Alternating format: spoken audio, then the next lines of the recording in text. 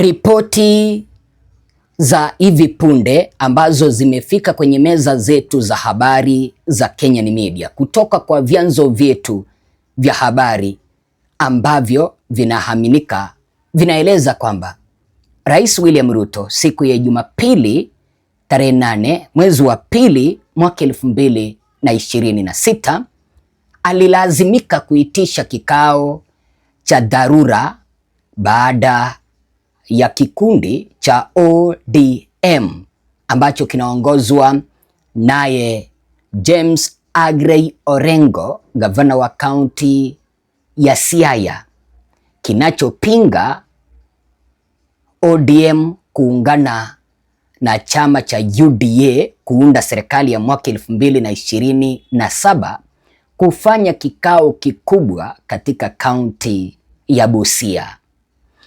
Kutokana na ripoti ambazo mpenzi mtazamaji tumepokea, Ruto hajaweza kufurahishwa na jinsi ambavyo ODM ambayo inatafsiriwa ipo kwa serikali, lakini ODM kupitia kwa viongozi wengine wanaunda mkutano mkubwa upande wa Western part of Kenya, ukipenda upande wa Luhya, mkutano ambao umeweza kutangaza kwamba William Ruto lazima akue one term. Mambo na mwisho, ODM ndio inaweza kutengeza serikali. ODM ndio inaweza kutengeza serikali. Hakuna mtu atatulazimisha kuingia serikali ambayo hatukubaliane nayo. ODM ndo lazima itengeze serikali, na ODM lazima iwe na presidential candidate. Wangapi wamekubali tuwe na president? La mwisho kabisa, tunatoa onyo wale ambao wanafanya biashara na chama cha ODM, wakifika hapa Busia wasiingie hapa Busia.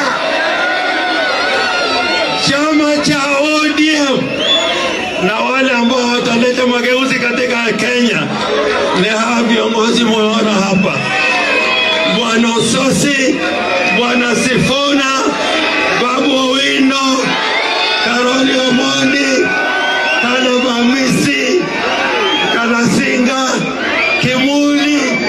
Tuko wengi sana. Busia oye! Kikosi ambayo mnaona hapa, hii ndio jeshi ya baba na ni timu ya kulinda mwananchi kutokana na ukora ya Kasongo, kutokana na ushuru ya Kasongo, kutokana na wizi ya Kasongo, kutokana na ufisadi ya Kasongo, kutokana na dhulma ya Kasongo. Kama hamjui, viongozi ambao wamefika hapa Busia, Kasongo aliua vijana wengi sana.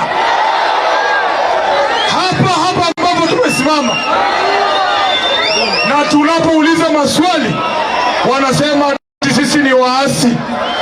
Lazima tuulize maswali, si ndio?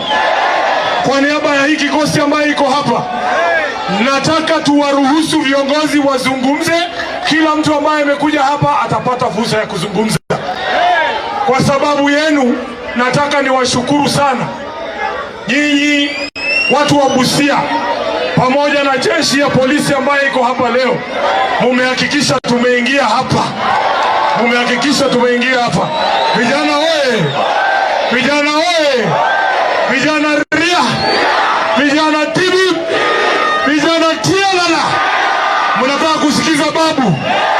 Mnataka kusikiza Orengo?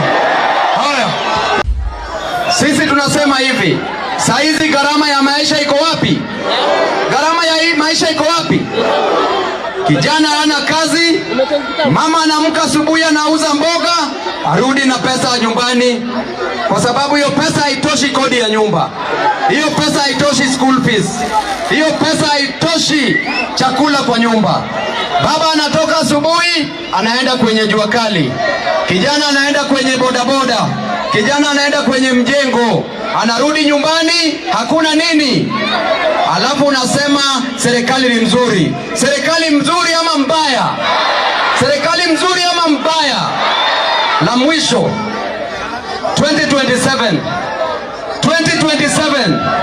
2027 we will have a revolution. We will have a revolution. A revolution of ideas. A revolution of courage. A revolution of youthful people. A revolution of jobs. A revolution ya kufukuza Ruto kutoka wapi? Na mwisho kabisa, hii chama cha ODM, wale wadozi ambao wako juu, tunawaonya. Sisi sio waoga. Sisi sio watoto. Sisi sio washenzi. Sisi tutadili na nyinyi. Hata leo hii mkiamua mtufukuze, tuko tayari kurudi by election. Lakini penye baba aliwachia chama, lazima tuendeleze wapi? Lazima tuendeleze wapi? Asanteni sana. Vijana ria, vijana ra, wazee tirim, wazee tialala. Ni kipi ambacho kilisababisha William Ruto kuita mkutano, na ni akina nani ambao hawakufika kwenye mkutano ambao William Ruto aliweza kuitisha? Mimi ni mtangazaji wako nguli Bwana Ezra. Hichi ndicho kitu ambacho kinakuambia ukweli. Tafadhali ninakuomba uweze kulike video hapa, kwa sababu wakati mwingine nimegundua kwamba tunaangalia video tunamalizia kukosa kuilike. Vile vile kama wewe ni mgeni, ninakuomba kwa moyo mkunjufu ukapiga subscription, like video, bonyeza kengele, alafu sambaza hii kanda kuelekea kwa vikundi vingi ili taarifa hizi ziweze kufikia watu wengi. Mtazamaji wangu, kulingana na yule ambaye ameweza kunipea taarifa hizi kutoka kwa vyanzo vya kuaminika, ananieleza kwamba Bwana Ezra, mkutano ambao James Aggrey Orengo, gavana wa kaunti ya Siaya, mahala ambapo aliyekuwa kiongozi wa chama cha ODM Raila Odinga anatoka, wakiongozana na Edwin Sifuna, Babu Owino, Caleb Hamisi, tukikuja Anthony Kibagendi, tukikuja seneta wa kaunti ya Kisii Richard Momoimo Nyonka, pamoja na Godfrey Osotsi na wengine. Mkutano ambao waliweza kufanya katika kaunti ya Busia umeweza kukasirisha William Ruto sana, na William Ruto alilazimika kuita kikao cha dharura kuwapea msomo chama cha ODM kwamba alikuwa nafikiri kwamba hicho chama kimeingia ndani ya serikali, ili hali inaonekana kwamba viongozi ambao wako na nguvu wameweza kujiondoa kwa hicho chama cha ODM ambacho anafikiria kwamba kitamuunga mkono kuelekea kwa uchaguzi wa mwaka 2027, na wameanza kupiga kampeni ya kumfukuza nyumbani Sugoi, kampeni ya kusema one term. Na nielewa mpenzi mtazamaji. Sasa kikao hicho kilichohudhuriwa na spika wa bunge la kitaifa Moses Masika Wetangula, pamoja na mkuu wa mawaziri ukipenda Musalia Mudavadi, gavana mmoja kutoka Nyanza, gavana mmoja kutoka Mlima Kenya, gavana mmoja kutoka Nyanza inaweza ikakuwa Gladys Wanga kwa sababu sijaweza kuelezwa majina halisi. Naelezwa kwamba gavana mwingine kutoka Mlima Kenya pamoja na wabunge 5 kutoka Nyanza ambao wanaunga William Ruto mkono kutoka kwa chama cha ODM. Ninaelezwa kwamba Oburu alialikwa lakini hakuhudhuria kwenye huo mkutano. Sasa William Ruto aliweza kuita hawa wabunge ambao ninashuku mmoja wao anaweza akakuwa huyu mbunge mwenye kazi yake naitwa nani huyu? Huyu mbunge anaitwa nani? Nikikumbuka nitakueleza. Kuna mbunge mwenye meno yake imeoza. Anaitwa nani huyu? Hiyo kazi yake ni kuchongoa wa Kikuyu sana. Kaluma George Kaluma. Ninashuku sana alikuwa kwenye huu mkutano. Tunaelezwa kwamba sasa hao wabunge 5 kutoka Nyanza kupitia kwa chama cha ODM, gavana mmoja pamoja na Musalia Mudavadi, Wetangula walifika kwenye huo mkutano, lakini Oburu Odinga alialikwa hakufika. Ni kwa nini Oburu Odinga, party leader wa chama cha ODM, anaalikwa na William Ruto kwenye mkutano wa dharura baada ya kina Babu Owino, Edwin Sifuna ambaye ni secretary general wa chama cha ODM ODM kuandaa kikao kikubwa, upande wa Busia akakataa kufika. Sasa ninaelezwa kwamba William Ruto yuko katika hali ya taharuki. Kwa nini? Yuko kwenye hali ya taharuki kubwa kufuatia umati mkubwa uliojitokeza katika mkutano wa Busia. Licha ya kuhakikishiwa na Musalia Mudavadi pamoja na Moses Masika Wetangula kwamba hakuna mtu kutoka kaunti ya Busia ambaye angehudhuria, umati huo umeleta hofu Ikulu kwamba hali ya kisiasa inabadilika kwa kasi. Unajua, kipindi ambapo mkutano huu ulikuwa unaendelea kupangwa, mpenzi mtazamaji, kwa sababu ulianza kupangwa, kikundi hichi ambacho kinaongozwa naye James Orengo kinaitwa Linda Wananchi. Kumbuka kwamba ODM ambayo inamuunga William Ruto mkono ipo na kikundi ambacho kinaitwa Linda Ground. Na hawa viongozi ambao wamekataa kuingia ndani ya serikali wameunda kikosi chao ambacho kinaitwa Linda Wananchi. Sasa hichi kikosi ambacho kinaitwa Linda Wananchi ndicho kimeweza kupea William Ruto kiwewe, yani kimeweza kumpea wasiwasi mkubwa kutokana na kwamba mkutano ambao waliweza kuandaa upande wa Busia. Sasa tunaelezwa kipindi ambapo mkutano huu ulikuwa unaendelea kuratibiwa, viongozi kama vile Musalia Mudavadi, Moses Wetangula waliweza kumhakikishia William Ruto kwamba hawataweza kuruhusu kiongozi mwenye anaitwa akina Caleb Amisi, Edwin Sifuna kuweza kuandaa mkutano huo mkubwa upande wa Busia County. Ndio tunaelewa akina James Orengo, Edwin Sifuna walipokuwa njiani, kuna vijana ambao waliweza kulipwa, ninaelezwa kwamba na waliweza kulipwa na huyu waziri wa Kawi mwenye anaitwa Opiyo Wandayi waweze kuimbia kina James Orengo one time. Niliona baadhi ya wananchi wakiimbia kina James Orengo one time, lakini akina Orengo walipofika kwenye mkutano wao upande wa Busia, wananchi walijaa pomoni, na hichi ndicho kitu ambacho kimeweza kupea Rais William Ruto wasiwasi.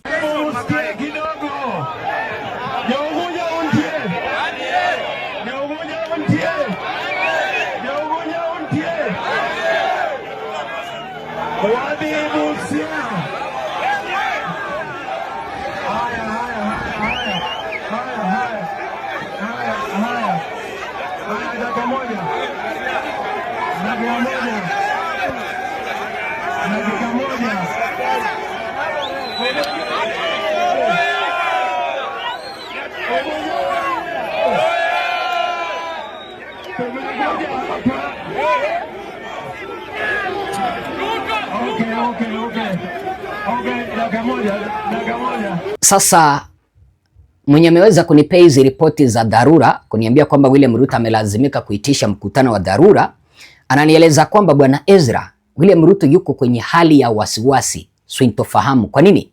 Anaona kwamba ngome ambazo alikuwa anategemea za Nyanza, asua kura kutoka Luo Nyanza, zinaenda. Akina Babu Owino inaonekana kwamba anavutia watu wengi sana kwenye mkutano.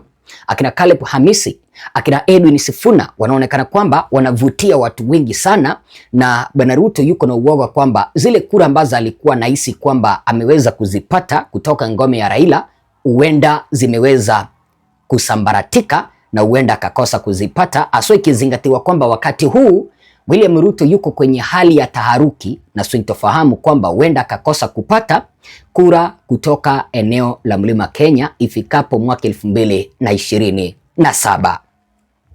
Sasa tunaelezwa kwamba Ruto ameripotiwa kukerwa sana na misimamo mchanganyiko wa chama cha ODM.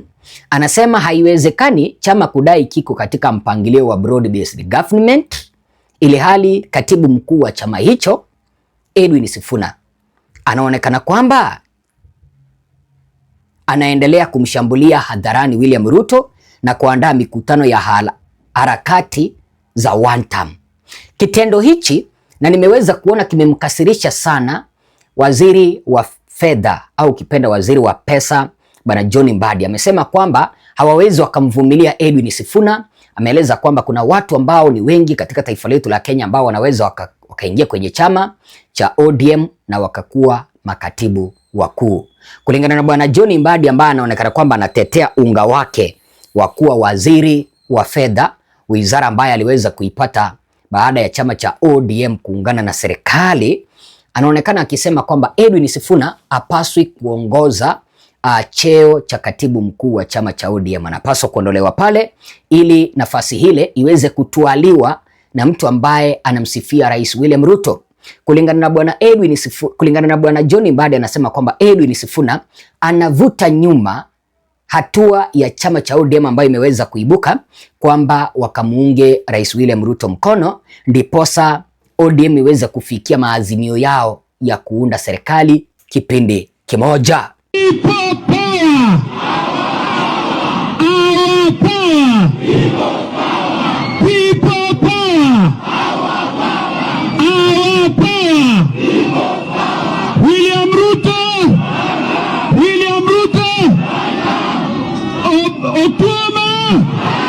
Otuoma, William Ruto. Mimi ningependa kuambia hivi, no one will break ODM. If you don't want to work with the mainstream party, then you exit. In fact, one mistake, kapo kawacho duluo, one mistake viongozi wa ODM, one mistake you are making is to imagine that ODM will remain intact after the death of Raila.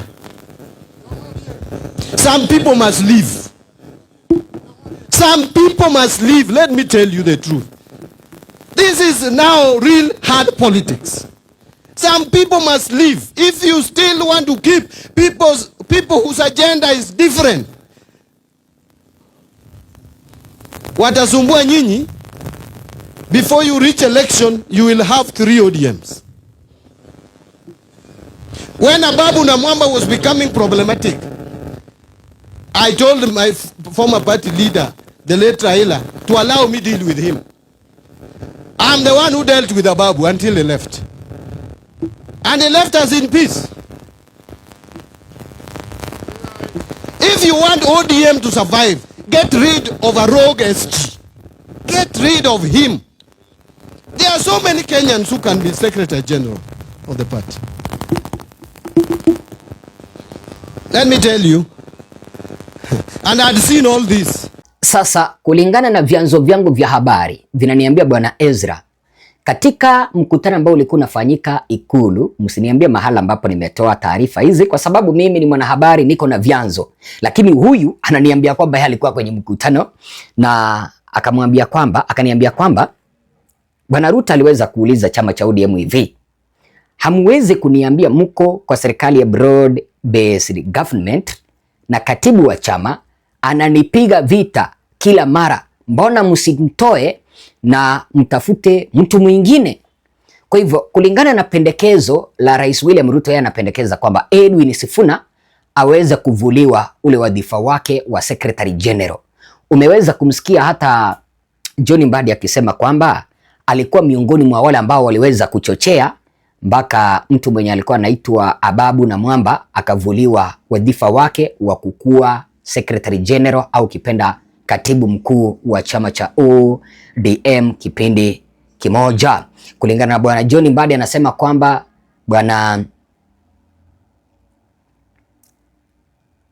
kulingana na bwana John Mbadi anaeleza kwamba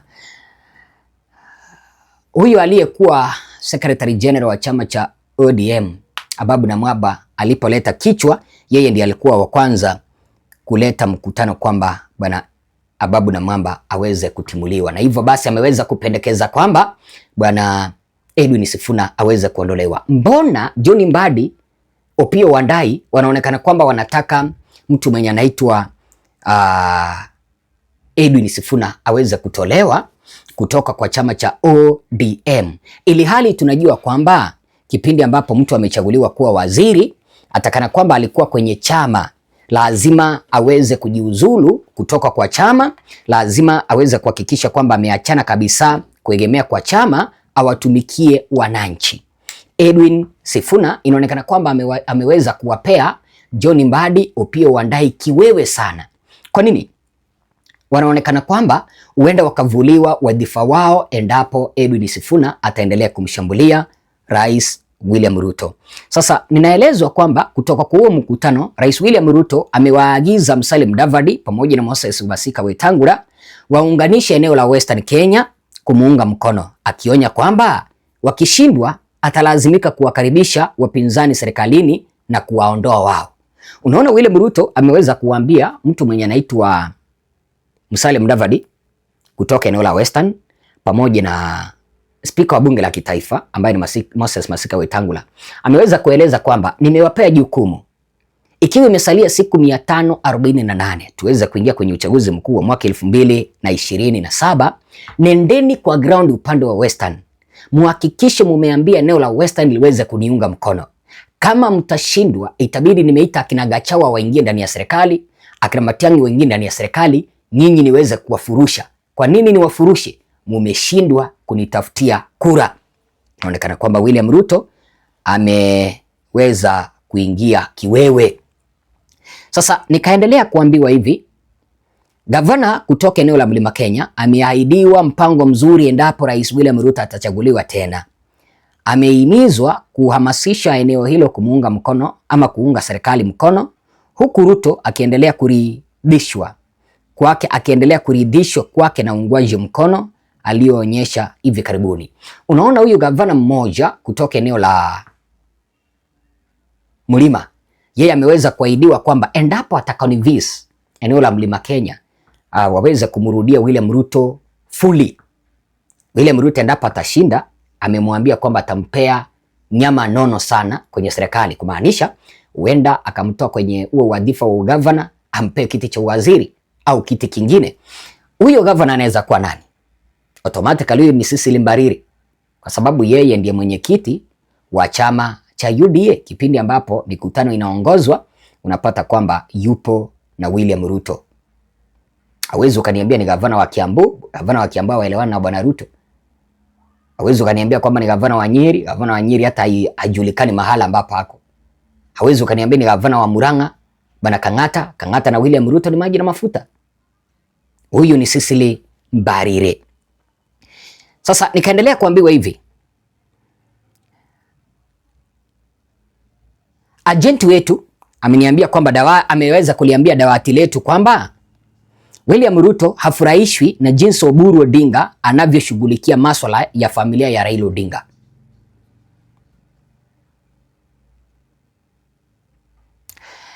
Inaripotiwa kwamba Ruto anasema licha ya Ida Odinga kupewa serikali au kupewa kazi serikalini kuelekea kwa wadhifa wa United Nations, Ruth Odinga pamoja na Winnie Odinga bado wanapinga waziwazi utawala wake. Hii inaelezwa kuwa sababu kuu inayosababisha Oburu kualikwa kwenye kikao lakini hakujitokeza. Sasa huyu mwelekezi wangu na mfichuzi wangu wa habari ananieleza bwana Ezra, bwana Ruto hajaweza kufurahishwa na jinsi ambavyo mtu mwenye anaamini sana party leader wa chama cha ODM Oburu Odinga anavyoshughulikia masuala ya familia ya Raila Odinga, kwa sababu bwana William Ruto aliweza kumpea Ida Odinga mjane nyama kwenye serikali, lakini mtoto wa Raila Odinga ambaye ni Winnie Odinga na dada yake Oburu Odinga ambaye ni Ruth Odinga, women rep wa kaunti ya Kisumu, wanaonekana hadharani wanampinga William Ruto na wanaunga Edwin Sifuna mkono. Kitendo hichi kinasemekana kwamba akijaweza kufurahisha bwana Ruto. Ruto alikuwa anafikiri kwamba akimpea Ida Odinga kazi, alafu Oburu Odinga yuko karibu na William Ruto, atamwambia Winnie Odinga pamoja na Ruth Odinga kuweza kunyamaza, wasimpigie William Ruto kelele, waendelee kukula. Lakini sasa bwana Ruto hajaweza kufurahishwa na jinsi ambavyo Oburu Odinga anashughulikia masuala ya familia ya Raila Odinga, kwa sababu wanaonekana hadharani wanampinga William Ruto na huenda William Ruto akakosa kura kutoka eneo la Nyanza. Mwisho ninaelezwa hivi, inatarajiwa kwamba Musalia Mudavadi pamoja na Moses Masika Wetangula watarejea Western Region baada ya leo, siku ya Jumapili tarehe 8 mwezi wa pili, kikao kikubwa kuandaliwa upande wa Western. Kumbuka kwamba huu upande wa chama cha ODM ambacho wameanzisha ambacho vuguvugu lake linaongozwa na James Orengo, kwa sababu he is the senior counsel there, vuguvugu ambalo wanaliita kwamba ni Linda Wananchi, wamesema kwamba baada ya kumalizana na Busia wataelekea Kakamega. Kutoka Kakamega wataelekea Bungoma, kutoka Bungoma wataelekea sehemu zingine kama vile Trans Nzoia. Sasa Edwin Sifuna, okay, sasa ninaelezwa hivi bwana Ezra, mtu mwenye anaitwa Musalia Mudavadi na Moses Masika Wetangula wamepewa kazi ngumu kurejea eneo la Western, kuhakikisha kwamba Edwin Sifuna, kuhakikisha kwamba mtu mwenye anaitwa James Orengo hawatarudi eneo la Western kuenda kuunda mikutano mikubwa ambayo inamkejeli bwana Ruto. Sasa hivi ndivyo bwana Ruto wameweza kuazimia. Namba moja, Edwin Sifuna anatarajiwa kuondolewa wadhifa wake wa Secretary General au kipenda katibu mkuu wa chama cha ODM. Kwa hivyo William Ruto ameweza kuamua iwe vita, iwe mapigano, iwe mgawanyiko ndani ya chama cha ODM, lakini mtu mwenye anaitwa Edwin Sifuna aweza kuondolewa kutoka kwa wadhifa wa Secretary General wa chama cha ODM. Vile nikaambiwa kwamba migawanyiko zaidi ndani ya ODM inatarajiwa baada ya Edwin Sifuna kuvuliwa wadhifa wake. Tunaeleza kwamba mikutano yote ya ODM inayopinga mpangilio wa broad based government, serikali imeweza kujadili kwamba ilengwe kuanzia leo kuvurugwa na vibaraka wa serikali, yani goons. Huyu mwenye ameweza kunipea hizo taarifa ananiambia, bwana Ezra, unaona kuanzia leo mikutano ambayo itakuja kuandaliwa na James Orengo, Edwin Sifuna, Babu Owino, Caleb Hamisi, Godfrey Osotsi itavurugwa na vibaraka wa serikali, yani goons ambao wameweza kulipwa. Kwa nini? Mikutano hii inaonekana kwamba inahamazisha vuguvugu jipya la one term katika taifa letu la Kenya kumpeleka nyumbani William Ruto. Kwa hivyo bwana Ruto ameamua kutumia hata pesa kuweza kuhakikisha kwamba Edwin Sifuna, James Orengo na wenzake hawataweza kupata nafasi katika taifa letu la Kenya. Mpenzi mtazamaji, kitu ambacho kimeweza kuchangia mpaka rais kuchukua hatua hii ni kutokana na kwamba alikuwa anafikiri chama cha ODM kiko ndani ya serikali, lakini ameweza kukuta kwamba alikuwa anajidanganya. Hicho chama cha ODM hakipo ndani ya serikali. Chama hicho kipo upande wa upinzani. Sijui wazo lako ni lipi? Mimi ni bwana Ezra, ninakuomba usikilivu wako mwema. Zidi kupiga subscription, zidi kuhakikisha kwamba unasukuma taarifa hizi kuelekea kwa vituo vingi. Hivi ndivyo siasa inavyoendelea katika taifa letu la Kenya. Siasa zinazidi kuchipuka, siasa zinazidi kukua moto. Mimi ni bwana Ezra, asante sana.